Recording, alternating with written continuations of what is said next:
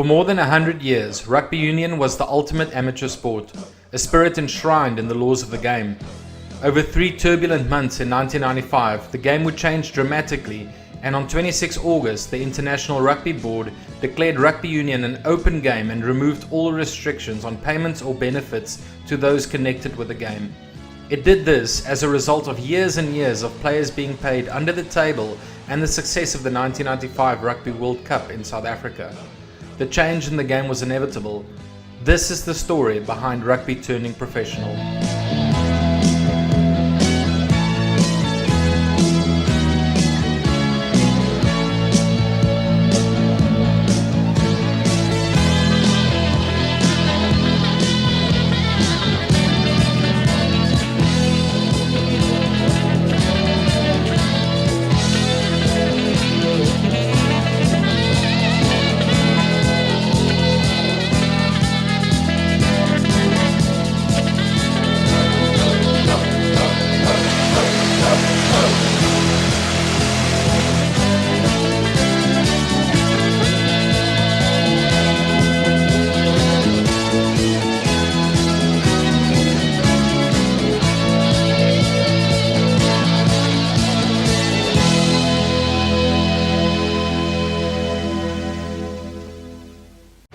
Rugby, as everyone knows, is a game played by gentlemen, but it wasn't always. In the early days of rugby football, the game was immensely popular with the working class in northern England. The RFU was adamant though that the game had to be played purely for enjoyment and held on to its amateur rules. For players working in factories and in mines, this meant they needed to take time off from work to play the game from which administrators profited. The solution for a number of northern sides was to pay broken time to players for the lost hours. The RFU found this unacceptable. Multiple meetings were held between Northern Club officials and the RFU without any resolution. In 1895, many of the Northern clubs went off to found Rugby League, and that's how things more or less stood for the next 100 years. But, of course, the world moved on. Professionalism was already creeping into the game by the 1980s, and for years and years it was common knowledge that players in South Africa, New Zealand and Australia were being paid under the table, but it was never vast amounts of money and not enough to sustain a life through playing rugby. In 1986, something unique happened in South Africa. With the All Black Tour of 1985 cancelled, the New Zealand Rugby Union made it clear they would not back an official tour to South Africa. What no one thought of was the fact that the All Black players could tour South Africa as individuals, and in 1986 they landed in South Africa and called themselves the Cavaliers. This would be the first time that a sponsor would appear on an international side's jersey. The Cavaliers were sponsored by the Yellow Pages and the Springboks were sponsored by Toyota. Within the Springbok camp specifically, there was great unhappiness that the players didn't benefit at all from the sponsor being on the jerseys they played in. Playing rugby. And I must say, I think I'm carrying the feelings of the side here. When we first saw that jersey with that motor manufacturer's name on it, we all got quite a shock. A year later, New Zealand would win the first Rugby World Cup, which only elevated the sport's profile and would increase the pressure on the IRB over the next couple of years to make the game professional. Everything came to a head in 1995. In April of 1995, 1 month before the Rugby World Cup in South Africa, Super League was launched in Australia with financial backing from Rupert Murdoch's News Corp. Up until that point, Kerry Packer had a complete hold on Rugby League. This created an immense threat to rugby union as its players could now easily be lured to league as salaries were now suddenly 2 or 3 times they were before for professional players. Louis Late, at the time the president of SARFU, recognized the threat early on. We were worried about it, absolutely worried, that Super League could really harm rugby. I was worried. In the battle between Murdoch and Packer over Rugby League, Packer's team saw the war as an opportunity to do exactly the same with rugby union than what Rupert Murdoch was doing with Super League. With that in mind, Packer started the World Rugby Corporation. Packer had done this before, of course, with World Series cricket in the 1970s, when he bought up all the best players across the globe and stole the game from the ICC. Ross Turnbull, an ex-Wallaby prop, was appointed by WRC to recruit the best rugby players across the globe, a task he believed was a perfect fit for him. WRC's strategy was clear: target the best players in the world and keep it secret. They had to get the buy-in from players and have them believe in this professional rugby world before they could go into discussions with rugby officials. WRC saw the Rugby World Cup in South Africa as the ideal opportunity to recruit players, as all the best players from across the globe were all in the same country at the same time. Turnbull only ever met with the captains, and his first contact was with Francois Pienaar, the Springbok captain. Pienaar found the entire idea behind WRC fascinating, and he agreed to act as an agent for them and sign up the rest of the Springbok team. During all of this happening behind the scenes, something remarkable happened on the rugby fields of South Africa. Rugby Union witnessed the birth of its first global superstar, Jonah Lamu. Lamu was unlike anything the rugby world had ever seen, and he was the catalyst behind the increased interest from Murdoch to secure rugby. After Lamu's performance against England in the semi-final at Newlands, Murdoch phoned up Sam Chisholm, the executive director of News Corp, and said, "Who is that big fast fella? Get him." Within a couple of days, the deal was done. Louis Luyt flew to London to represent the unions of South Africa, Australia and New Zealand. After agreeing to an amount of $555 million, Louis Luyt signed on the dotted line with Chisholm and News Corp. On the eve of the Rugby World Cup final, the union executives of all three countries held a press conference to announce the deal, but they made the decision to deny that the players would be paid, unaware of what Packer was plotting. A day later, South Africa would win the Rugby World Cup at Ellis Park, and it probably elevated rugby union's value to way more than what Murdoch was willing to pay for it. Suddenly, the players were valuable commodities. The rugby unions had a contract with News Corp, but no contracts with the players. The fight to secure the players' signatures was on. After the World Cup final, Francois Pienaar got his team together in a hotel room at Sun City and explained the finances and structure of WRC's proposal, and all the players signed.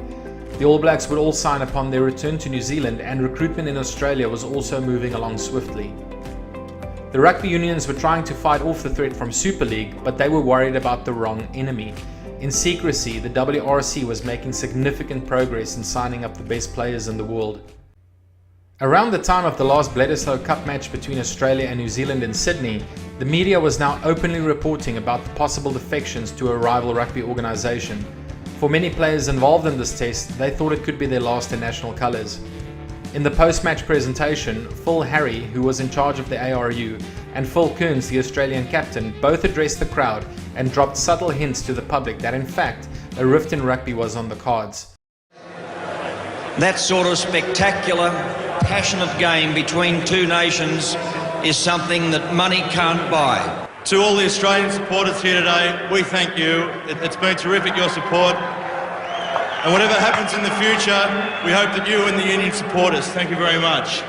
The union soon learned that all the top players had signed with the WRC, and they realized they had to move very quickly to save the game and its traditions. In New Zealand, the strategy was to talk to every single player face to face, and Jock Hobbs, who was a New Zealand Rugby Union councillor at the time, literally got in his car and drove to every player that was needed to explain to them in detail what the Super 12 and Tri-Nations would look like, and to persuade them to stay with the union. What was in the union's favour was the fact that they did in fact have the money from News Corp, whereas World Rugby Corporation was still in essence just a concept. Back in South Africa, money wasn't the issue, loyalty was. Luyt made it abundantly clear to his players that if they signed with WRC, the Springbok meant nothing to them, and that was unforgivable. If they go to bed at night, they must think that they've sold out their countries by saying that they will go with Turnbull. Because in New Zealand, the All Black didn't mean a thing. The Wallaby didn't mean a thing. The Springbok didn't mean a thing. To me, that's unforgivable. To ensure that all the players in New Zealand, Australia and South Africa were on the same page, a video conference was set up between the players, TV moguls and representatives from all three nations. Phil Kearns delivered the Australian players, then they switched to New Zealand, and there was Sean Fitzpatrick with some of his players showing their commitment to WRC. Okay, we've got 60 players signed, sealed and delivered. Everyone at the moment, I mean, the only point that we're reiterating to everyone is just that we've got to stay together and stick together and don't budge. Our position now is that we've rolled our dice, that we've said that we're into this, and we're totally behind it. Then they tried to link up with South Africa, but Captain Francois Pienaar was missing in action. The night before the video conference, Sam Chisholm persuaded Pienaar not to go to the meeting, as they were prepared to put the same offer on the table as Kerry Packer. Pienaar's absence sent a clear message, and there was suddenly doubt in New Zealand that the Boks were on board. Without South Africa, it was highly unlikely that New Zealand would make the move, and without New Zealand, Australia would not make the move either. Phil Kearns was not a happy man. Oh, not happy. Not happy. The fallout meant that Murdoch now had the upper hand, as the TV deal with the three unions was already signed and announced to the world. Pienaar gave his players the assurance that the News Corp deal had real money behind it, while the WRC was still just an idea with lots of promises. Another ace up the union's sleeves was the fact that they had already developed the concept of a Super 12 and Tri-Nations tournament, which made the offering so much more tangible to players. In New Zealand, the rugby union knew that if they could secure a couple of senior players, the rest would break rank as well. And that is exactly what happened in early August when Jock Hobbs's hard work paid off as a couple of star All Blacks signed with the union. I am holding letters from lawyers acting for Jeff Wilson and Josh Kronfeld confirming that these two All Blacks will sign contracts with the New Zealand Rugby Football Union. At a hotel in Midrand, the Springbok team got together in a room and each player had the option of either voting for the WRC or for the Rugby Union, and the majority voted in the union's favour. Back in Australia, Phil Kearns asked James Erskine, an ARU executive, to address the players at a hotel room in Sydney. Kearns' expectation was that Erskine would just give the facts on both sides and be impartial, but Erskine literally tore into the WRC and made it clear to the Wallabies that it would be foolish to sign with Kerry Packer. By this time, Ross Turnbull was dead in the water after players signed with the unions and the initial backing from Packer was floundering. But Turnbull decided to make an appearance on South African TV to address his doomed venture. What he didn't anticipate was who would phone into the show while he was live on the air. We've got a surprise caller on the line now, Mr. Turnbull. Louis Late has just called us. Hello, Dr. Late, I can hear you. Go ahead. Ross, let me just say to you, you couldn't prove to us that you had any $100 million or $200 million because that's what you will need.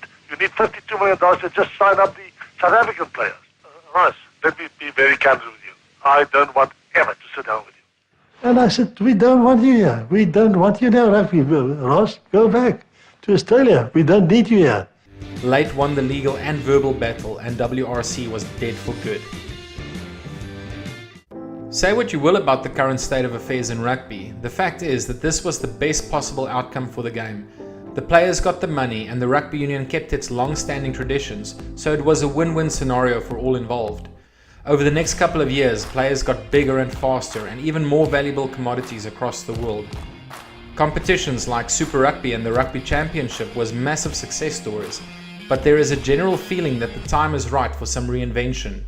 The question World Rugby needs to answer now is, where do we go from here?